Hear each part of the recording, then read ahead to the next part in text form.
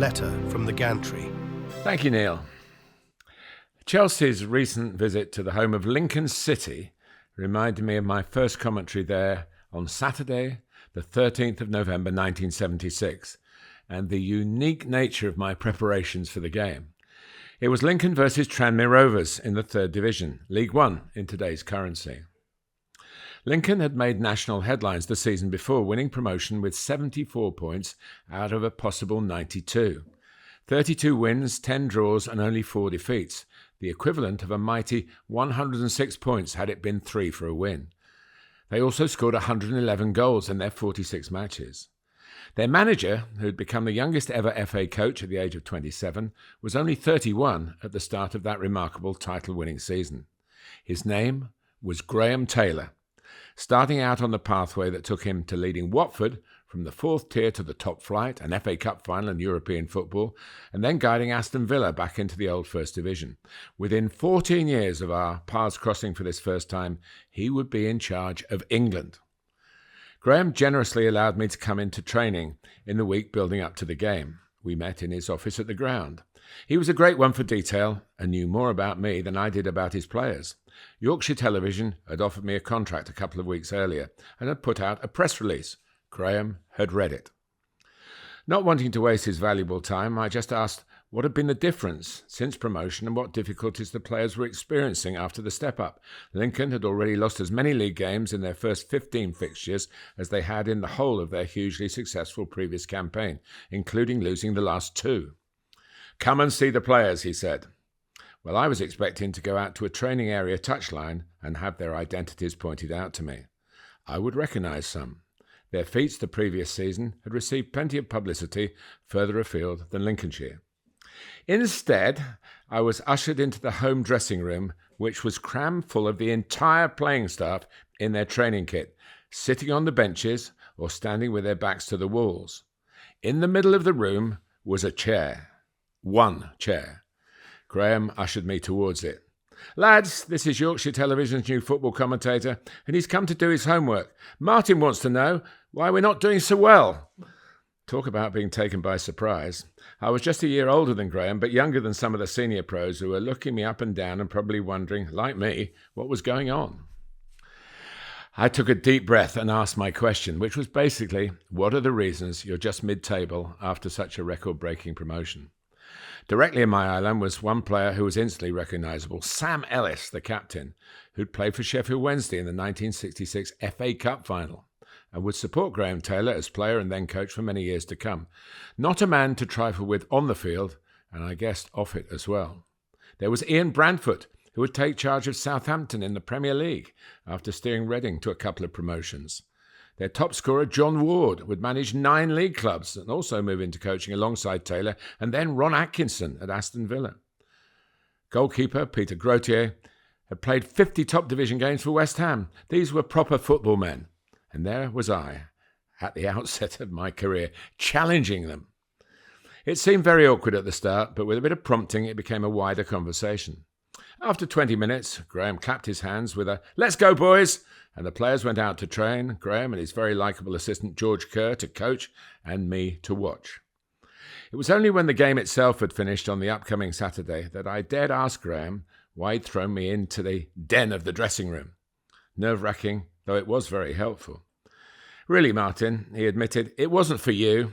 I'd been puzzling over those issues myself, and I wanted to hear what the players would say, and also, just as importantly, which players would speak up."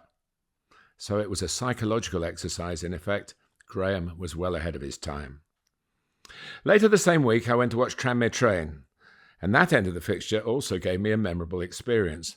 There was a shortage of numbers for a round-robin 5-a-side competition, and the Rovers manager, Johnny King, asked me to join in. I'd been playing non-league football relatively recently, so I jumped at the chance. I was rightly put into what was clearly the 4th of the 4 groups when it came to strength. One of my outfield teammates was Gordon West, who'd won the league championship twice with Everton, the FA Cup, and played for England, but as a goalkeeper. He'd just come out of retirement to help Tranmere and would be the first to admit he wasn't in the best shape. Then there were a couple of apprentices and me.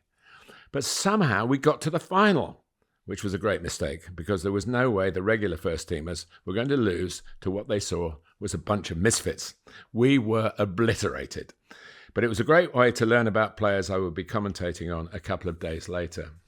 Johnny also marked my card about Saturday's lineup and included an important player who hadn't trained and was clearly not 100%. With only one sub in those days, I asked what would happen if he was to break down. "Don't worry, he won't," was the reply. "He knows that I've got this." And he pulled a hypodermic syringe from his pocket, which was a threat, not a cure. As for the game, Lincoln scored in the first 30 seconds, but it wasn't the prelude for victory. It finished 2-2, and having been given such a generous insight by both clubs, it was the perfect result for me.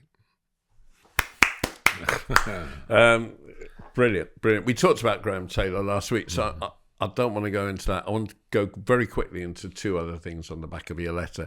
You talked earlier about your first game at Everton in the new stadium, Everton Crystal Palace. How was it? What was the view? How was the food? Tell me everything.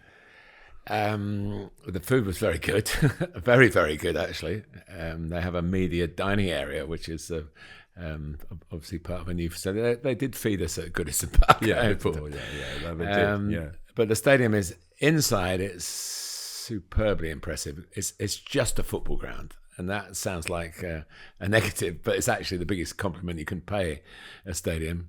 There's no thought of any other sports being in there. The capacity is just over 50,000, 53,000. I think the sides are steep. I think the south stand is actually the steepest you're actually allowed to be by architects, and give the impression of being really close to the action. And that's the end where would be the Gladys Street end in the old days. Pitch was very good. So is that against the Mersey? No, the actual Gantry side is against the Mersey, I think. Well, it's hardly the Mersey. It's really the Irish Sea when it gets there. It's very tidal, and because of the windy conditions, it was quite angry. The sea. You go past the stadium to park up against the water, and of course the ground itself is built on reclaimed land. And my co-commentator Jim Beglin came out that when Everton had gone to 2-1 up, that they were walking on water now, which was what would have been the case all those years ago. And it was, you soon forgot Goodison. That's the biggest compliment I can pay it, really. The one sort of odd sightline difference is we're on the same side as the dugouts now, having looked across at all the activity on the Everton bench for 50 years of covering games at Goodison. That was sort of something that you noticed. That's the difference between the Gantry and the press box, because I always look down on Yes, of course, the Gantry was opposite the dressing rooms at Goodison Park, but it's up above it now. And there's water all around, really. It's How was the atmosphere in terms of the crowd? Because the crowd was so important at Goodison. Yeah.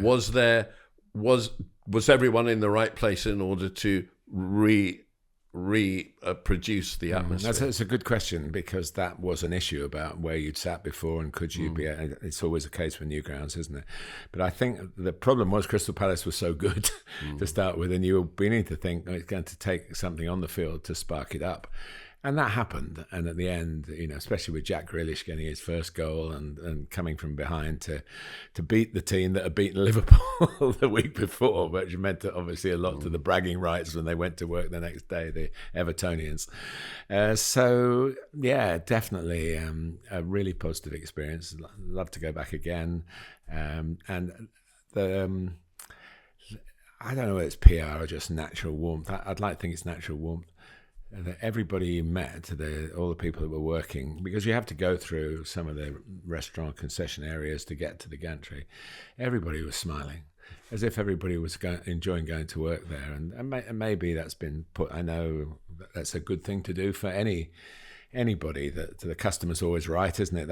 My dad was a shopkeeper. I grew up with that ringing in my ears pretty much every day of my life, my early life, and we were the customers, if you like, and they treated us with huge warmth, and it's a Merseyside thing. It's certainly at Anfield. It's very much the same. There's a lot of welcome, a lot of there's not stony-faced silence, people who are basically just opening doors and letting you through or guiding you somewhere. But to go up on an escalator to the Gantry compared to Goodison Park going over the roof in the frozen weather where you could have slipped into oblivion, very, very quickly. And also, I must just ask you, I know you went up on the Friday for a Sunday game for a family funeral, but you made use of being up there on the Saturday to watch my hometown team, Chester, where I was born. And when I was sort of schoolboy age, we used to spend our Christmases and Easters in the Chester area. And so I would go to watch Chester, the old Chester at the old ground. And so they were sort of my league club, Woking being non-league. So then they dropped out of the league, and amazingly, I think the first game Woking had in the National League was Chester away. So I knew that day who I really supported because I wanted Woking to win, and they did win, if memory serves me right. But it was nice to go. A couple of thousand people. It was very wind affected. What division are Chester in? They're in the National League North. And they were playing a Welsh team, Merthyr Town they're now called, ex-Merthyr Tydfil. But it was the wind was blowing strongly, so it was the original game of two halves. Chester scored with the wind 2, and Merthyr equalised with the wind 2 in the second half. But it was lovely. I just turned up, paid to go in, sat in the stand. Actually, I got moved from my seat by somebody saying, "Oh, well, I paid for this ticket," and I said, "Oh yeah, of course, I'm in the wrong place." Sat and thoroughly enjoyed the game. Lots of car parking, so I was able to park, and it was quite a late decision to go, and I was really glad. I went to the old ground. I've not been to the new ground. The Diva Stadium. This is the one that's half in Wales and half in England. Oh, really? Which caused a massive problem during COVID when English teams were allowed to play again.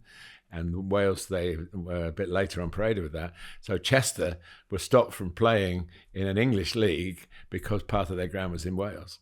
So it is really on the border, you actually. I went out of England into Wales, back into England, through Wales to get back to Liverpool again.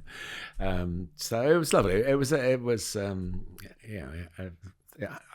free agent at 2:00 on a Saturday afternoon, and there was only one place to go to, football, and that was the one that drew me in. Fabulous.